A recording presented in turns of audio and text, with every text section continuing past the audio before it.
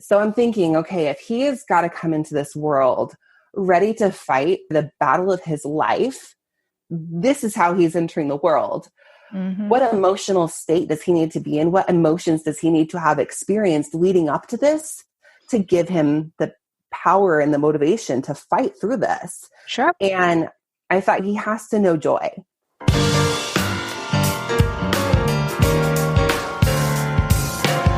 Welcome to Heart to Heart with Anna. I am Anna Jaworski and your host. I'm also a heart mom. My son is a 26-year-old pharmacy tech at our local hospital. He was born with a single ventricle heart, and he's my inspiration and the reason I host this podcast.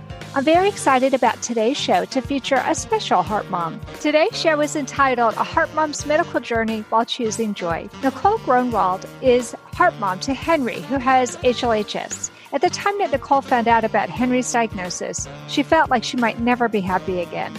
Her husband had been ill, and the Gronwalds had already filed for bankruptcy due to mounting medical bills. Then one day she read that babies can feel their mother's emotions before they're born.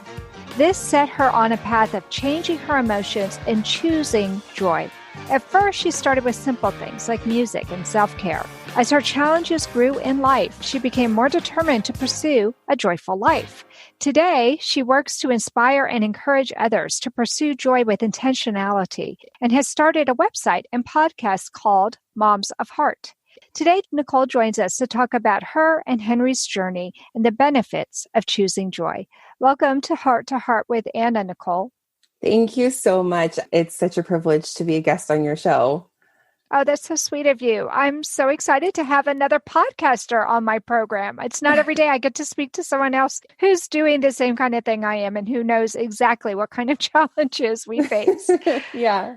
And a heart mom to boot. So let's start with talking about your pregnancy with Henry. What was your pregnancy like, and how far along were you before you discovered he would have HLHS? 3 years ago, right before Christmas, we found out he had a heart defect. I was at the 20-week ultrasound and they said something just doesn't quite feel right about the heart. They mentioned a few things, but they kind of made it seem like it wasn't a big deal. But they referred me to the cardiologist for a fetal echo, and we had struggled to get pregnant to begin with. So my mindset was like, there's no possible way anything could be wrong with this miracle baby. And so when they sent us to cardiology, the whole time we're doing this echo, I'm chatting with the tech, completely oblivious, joking, having fun. And we go back to speak with the doctor, and I'm convinced he's going to say, oh, this was just an extra precaution. Everything's fine.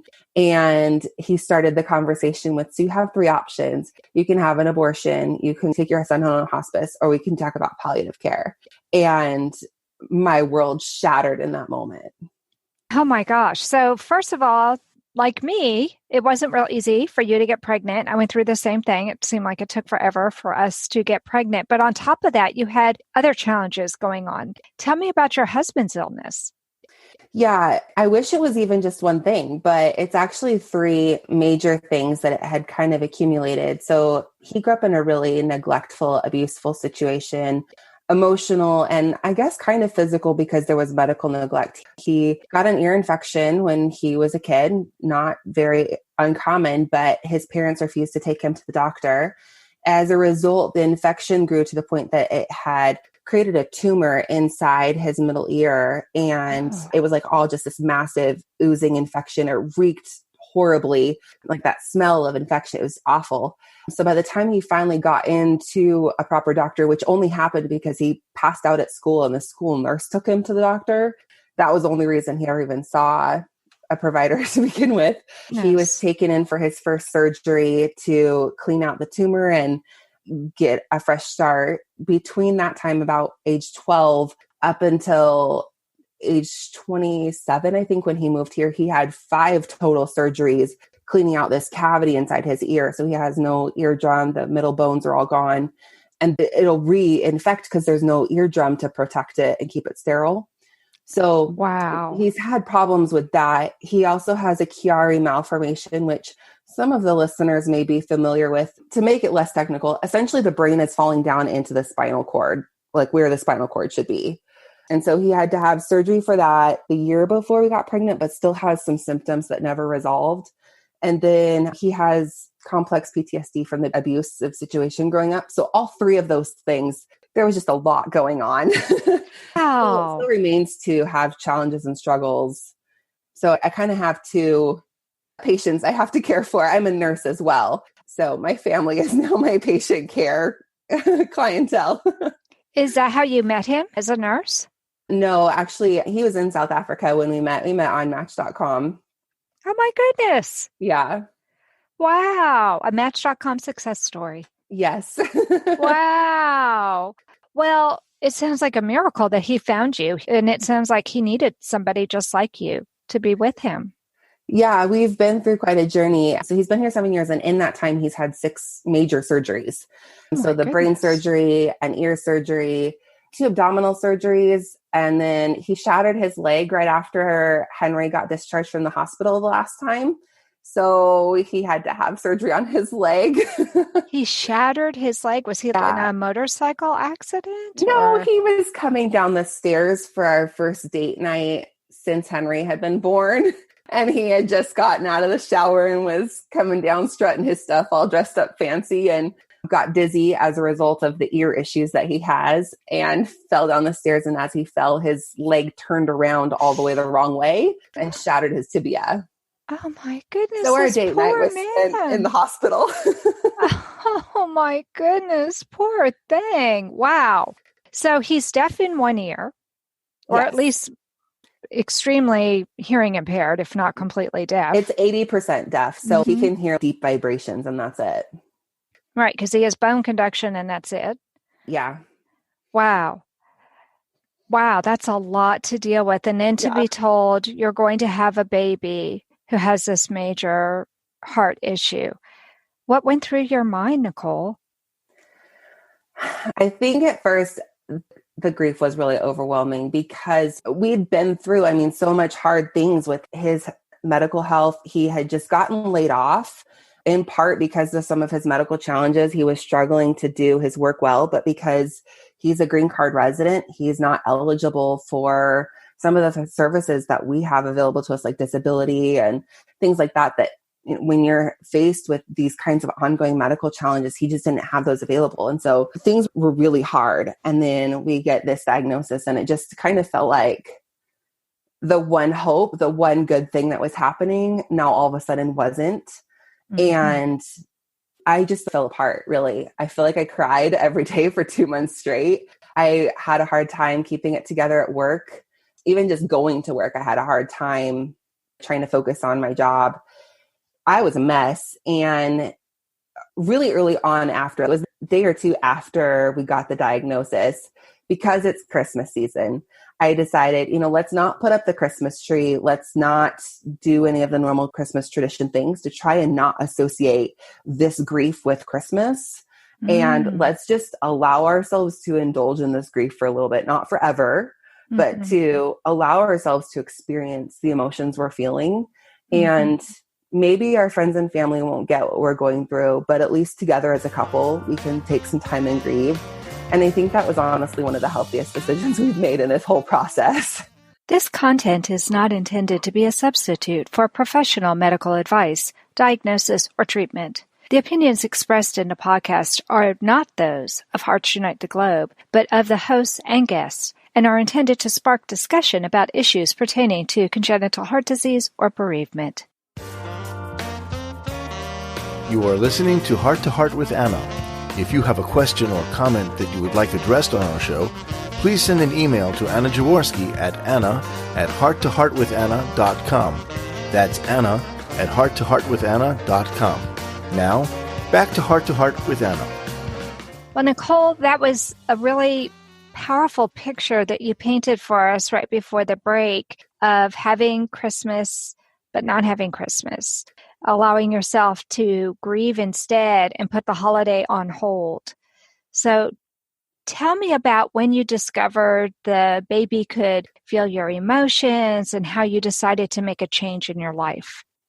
Yeah. So right about when we decided, okay, we're just going to allow ourselves to feel this grief, we said about a month. And right as that month was coming due, it's kind of the end of January, and we're kind of feeling like it's time to put this grief aside, start choosing joy. We decided we were going to have a baby shower and we wanted it to be a joyful celebration of his life. Even if his life was only a day or two long, we wanted to take time to celebrate that in a place where there might be more hope than there might be later.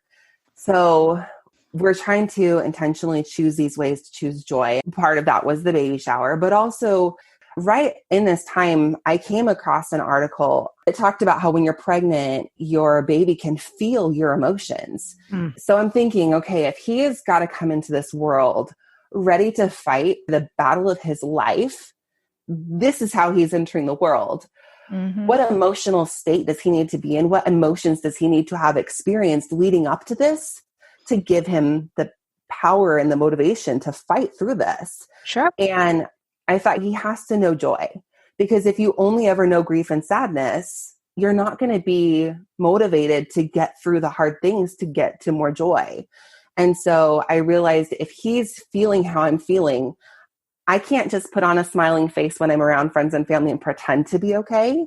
Right. I have to actually feel okay. I have to actually feel joyful about him and feel joyful about life so that he can experience that and understand what he's fighting for. I love that. I absolutely love that. That is so brilliant. And it's a huge mindset. Yeah. I mean, that is a deliberate decision. I am going to do this. And I think anybody can do it, but I don't think it's easy. It's not. And I think probably because you're only really just meeting me now, hearing me now on the other side. If you knew me before, you would know this is not the kind of person I am. I'm the kind of person who's swayed by her emotions. And I'm like maybe a little emotionally unstable. This tends to be my normal because I feel emotions big and I let myself feel them. If I'm feeling happy, then I feel happy. If I'm not, then I don't do anything about it to change it. And I honestly didn't even realize that there was a way that I could change how I felt. If I was in a bad mood, I was in a bad mood and everybody got to experience that. And so this idea of, oh, I can change my emotions to feel a different way, motivated by my son feeling my emotions in a different way than maybe I'd be inclined to feel them, was kind of this great epiphany about life that I don't have to be in a bad mood because I feel in a bad mood. I can change that. Okay, so how do you do that? Because I find myself doing that sometimes, especially if I'm getting ready to record a show or when I was a teacher. Before I would step into the classroom, I would stand outside the door and I would say, okay, I'm dropping any baggage I have here because my kids don't need to know this. And then I would just go in with a fresh face and a fresh attitude. But how do you do it? Yeah, I think it really depends on the mood I'm battling with. Yeah. I have some chronic illness issues and I'm struggling with pain and just not feeling well frequently, especially I'm pregnant. So that adds to it. So if it's that kind of thing, then sometimes I just kind of have to give myself grace and say, okay, I can be pleasant even though I don't feel well. And I might have to accommodate what I'm doing. But if it's just kind of stinky, I don't feel like doing anything today for no real reason. I have found that playing music that kind of lifts me up and puts me in a better place, taking some time to meditate, pray, spend time in scripture, that all helps lift me to a better place. And definitely I found having habits of health have helped as well. Taking my vitamins, exercising regularly, eating healthy, those simple things have all made a dramatic difference. And I really didn't think that simple things like that would really make an impact. But I've found the more that I've worked on this journey of changing my mood and changing my emotions, that they actually do empower me or make it easier to make those decisions. Oh, I agree 100%. I'm the same way. If I'm in a blue mood, which does happen every now and then, I'll put on Pandora. I love Pandora because I can choose the artist and give myself some Hall & Oates or some Billy Joel. Somebody I know the words to the songs, or somebody who I know can bring me up. Like I love to play the song Happy. And I don't know about you, but I'm kind of like a closet dancer. I don't like to dance in front of anybody else, but if nobody else is around and I find myself moved to dance, just the process of moving and being happy while I'm moving to the music can totally change my attitude and totally change the way I feel for a while. I mean, maybe not for the entire day, but it will put me in a much better mind frame to move on and do what needs to be done. Yeah, I get self-conscious even with myself about dancing. I'm a little bit more of a serious personality, but I found that playing with my son is an easier way to bring out my playful and happy side. And so that's another way is I'll either go sing or play with him or dance with him or something like that. That helps too. But yeah, if I try and do it on my own, it just makes me more grouchy. You're so funny, Nicole. Oh my goodness. Well, let's get back to Henry's birth. Okay, so you made it through the pregnancy. You made this major change in your lifestyle by choosing happiness. And then it finally comes time for the baby to be delivered. Take us through the delivery. I struggled even picturing what the delivery would look like because I am, in addition to being trained as a nurse, I'm trained as a doula. Until we got Henry's diagnosis, I was going to have either a home birth or a birth center birth. And we were in talks of that when we got the diagnosis for his heart defect. And that obviously changed the plans. Yeah, so that's another loss. Yeah, we moved from Salt Lake to Houston at 36 weeks pregnant.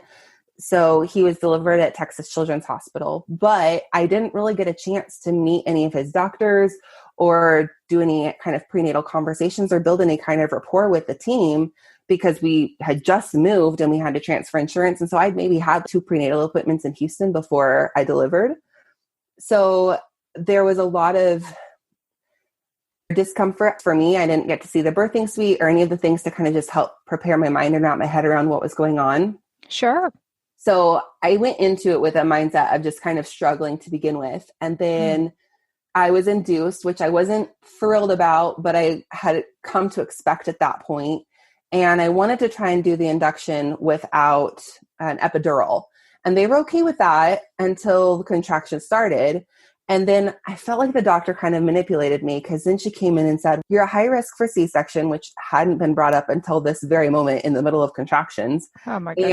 And if we have to do general anesthesia for a C-section, that's harder on Henry's heart. So I want to do an epidural. And I said, fine, do an epidural, but run no medication through it. I want to do this on my own. And it turns out placing an epidural and not running medication through it's really painful. Yes. Oh my gosh. Having a needle in your back. So about 5 minutes. And then I called the doctor back in and I said, actually, can we just run like the lowest dose possible through just so that I'm not feeling that in my back? And I was really frustrated because it changed the nature of my contractions. And I felt like they were harder to cope with than it was without the epidural. So I ended up having a lot more than I wanted to. And the nursing staff didn't listen to me. I think I was 1 centimeter dilated at the start of the whole process. And within 6 hours, I was like, my body is pushing. I think it's time. I told that to the nurse and she said, no, honey, you have hours to go. And I said, well, I'm not pushing, but my body is. Can we just check? I think I'm dilated to a 10. And she refused to. She said, the doctor will be in a few hours. And I said, okay, well, if it's going to hurt this much, because he's like crowning at this point, then I'm going to need some more of this epidural if we're not even close to being done. So she had the anesthesiologist come in and bump up the epidural a little bit more. He hit me hard. I'm numb up to my shoulders. Like I can't feel a thing. And I'm ready to take a nap, which honestly isn't a bad thing because it's like 1 o'clock in the morning. I'm pretty tired, but I can't feel my contractions. And the doctor came in and he's like, okay, you're at a 10. Let's go. Well, I can't feel my contractions. If you had checked me when I asked for you to check me, we wouldn't have this problem. So they let me take a nap, dilated at 10 for an hour, which was really uncomfortable. Oh my. And that gave them time to get the team all ready and everything. And they got everybody all together and they came in and I was having to just push when he said to push because I couldn't feel when my body was saying it was time to push. So it was a little traumatic for me just because that feeling of not being heard, like for me, it really is a hard thing for me to process. Yeah. So that was really frustrating. And then I was also told that I could hold him for, my understanding was up to 30 minutes, as long as he came out pink and stable. And his APGAR was like an 8 or a 9. He was fantastic. And they let me hold him for like 30 seconds. And then they took him and then I didn't get to hold him for another 24 hours. Because they got all hooked up to stuff. And then I only got to hold him because the nurse broke a bunch of rules and let me hold him. So she let me hold him for like an hour and do some skin to skin later at midnight the following night. This was so traumatic, Nicole. Gosh, my heart is aching for you.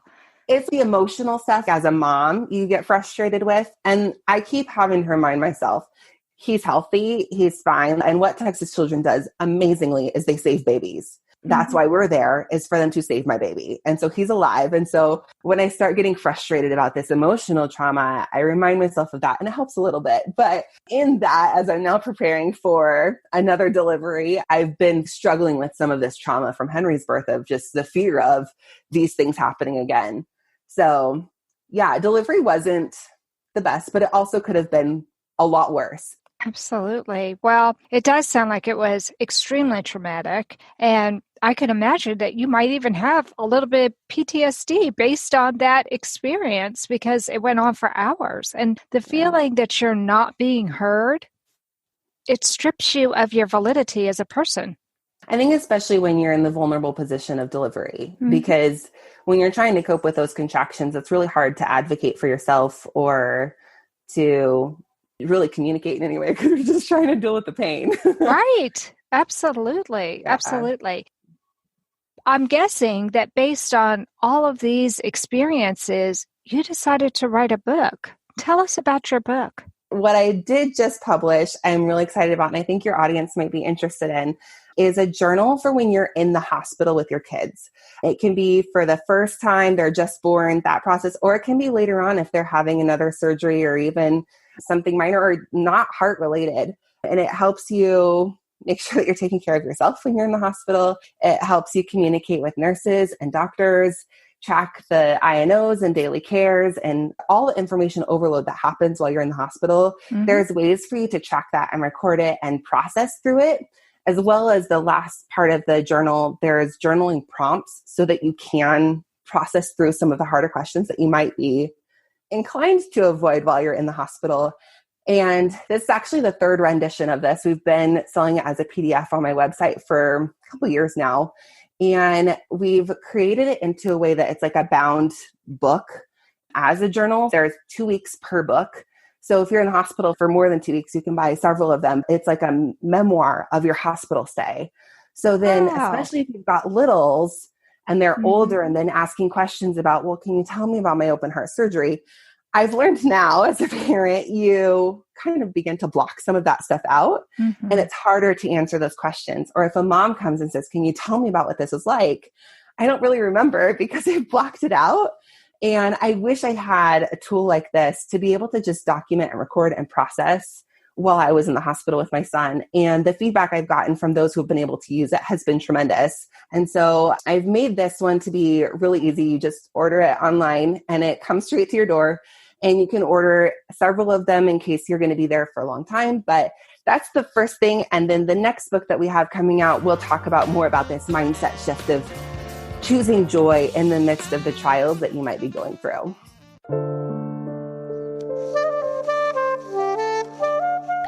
Heart to Heart with Anna is a presentation of Hearts Unite the Globe and is part of the Hug Podcast Network. Hearts Unite the Globe is a nonprofit organization devoted to providing resources to the congenital heart defect community to uplift, empower, and enrich the lives of our community members. If you would like access to free resources pertaining to the CHD community, please visit our website at www.congenitalheartdefects.com for information about CHD, the hospitals that treat children with CHD, summer camps for CHD survivors, and much, much more. So you've been able to grow from your trauma and reach out to other people, which I think is really beautiful. And it's also given me less anxiety about future hospital admissions because I feel more equipped to handle being in the hospital because I have this tool that I can use. You also have a podcast. So let's talk about your podcast now. How did you birth your podcast and how is that going? So it was along the same lines of the process of coming up with the hospital journal, the process of Henry's birth, and then we went for his Glenn, and he was struggling to eat after his Glenn, so we had to have a feeding tube placed, and then he got RSV. So we were in and out of the hospital that first year a lot. And in that time of just sitting in the hospital, trying to be productive, but also feeling completely overwhelmed, I had this idea that I really wanted to help other parents in the process.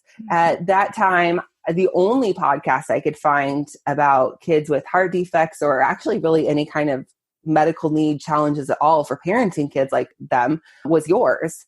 And aside from that, I couldn't find them. I found them now, and some of them did exist then, but they were kind of hard to find. One of the things I wanted to do was to create a really valuable resource for parents who maybe were finding themselves in my shoes or maybe later on for more encouragement, and to create a community where parents could connect and rid themselves of some of the isolation that comes with having a child with extra medical challenges. Sure. So that was kind of how it came about. It's called Moms of Heart, and we're on all the major podcast platforms. And it's been a kind of a journey of learning the process of podcasting and learning branding and some of the business stuff. So there's a lot of confusion in some of the episodes, but I think we're falling into a good rhythm and really starting to accomplish that goal that I originally set out with. Your podcast has changed names a little bit. Yeah. That's okay. I listened to it when it was Chase Joy. Chasing Joy 100 Ways, I think is what it was called.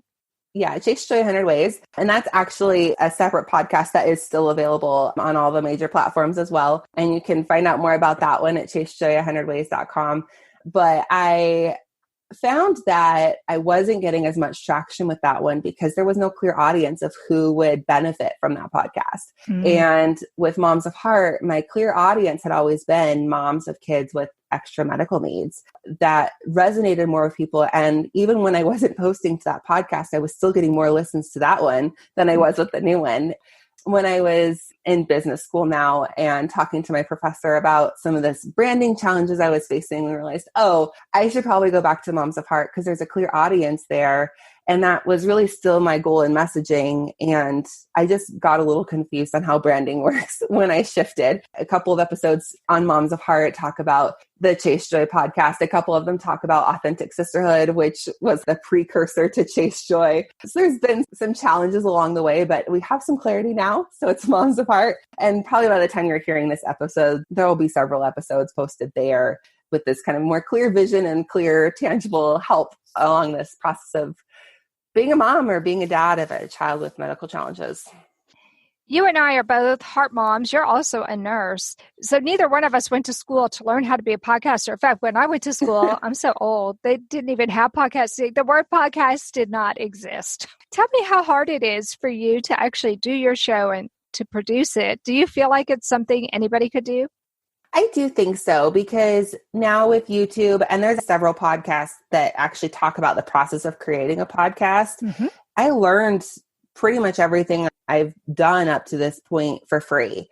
My hosting is for free, my recording, my editing, all of it was for free. Some of it now I've started paying for just because I want the upgraded features.